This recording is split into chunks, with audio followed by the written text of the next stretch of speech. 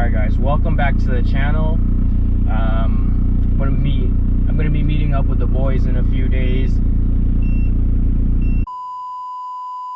Sorry about that. I'm gonna be meeting up with the boys in a few days, and we're trying to get together before the holidays. I know everything's been a little crazy, and yeah, but before we do that, I gotta make sure the car is right. So I just wanted your thoughts. You know, how many of you guys think I can pass inspection with a swapped K20, K24? You know, this is, for some of you, motor swap might not be a big deal. Motor swap turbo might not be a big deal.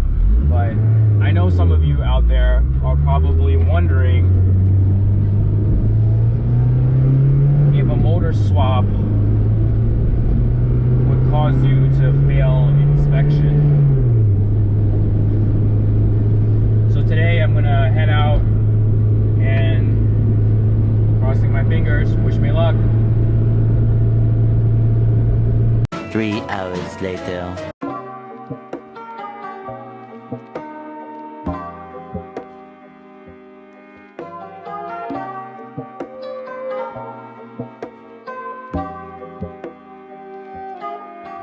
Alright guys, it's been a long day. Finally passed inspection, and it's a great feeling. I got no dash lights on.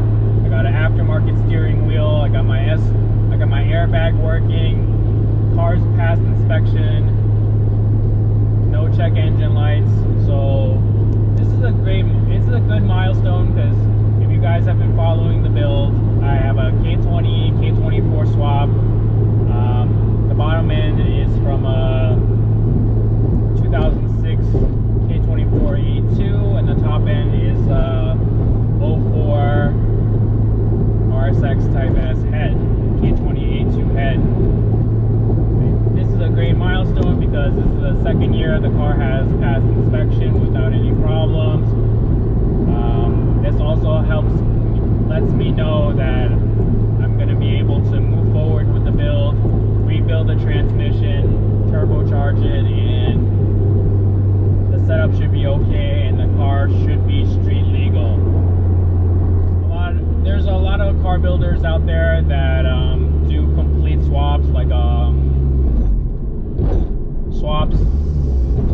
swapping different manufacturer motors into their car, and sometimes a lot of the sensors don't work and you need to go on a standalone ECU.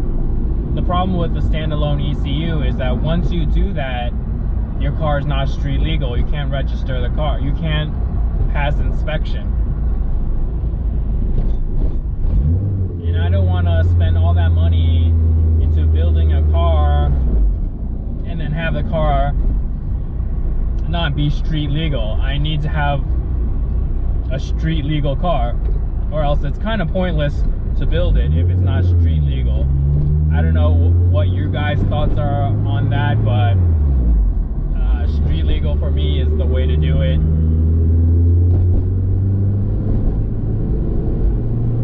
And hopefully, as I continue to build it, the car will continue to pass inspection, and I can actually daily drive the car that I build. Again, thank you guys for watching to the end of this channel. Thank you guys for staying tuned to the build. The year is almost ending. I'm not exactly sure what our progress is on 700 horsepower, but it's been a crazy year. It's been a crazy year. There has been a lot of uncertainties, and hopefully we continue to move forward. If not this year, hopefully early next year we finally get everything together, because there's still a lot of stuff left that haven't been done. The transmission, the axles, half shaft. I needed to get a new fuel pump.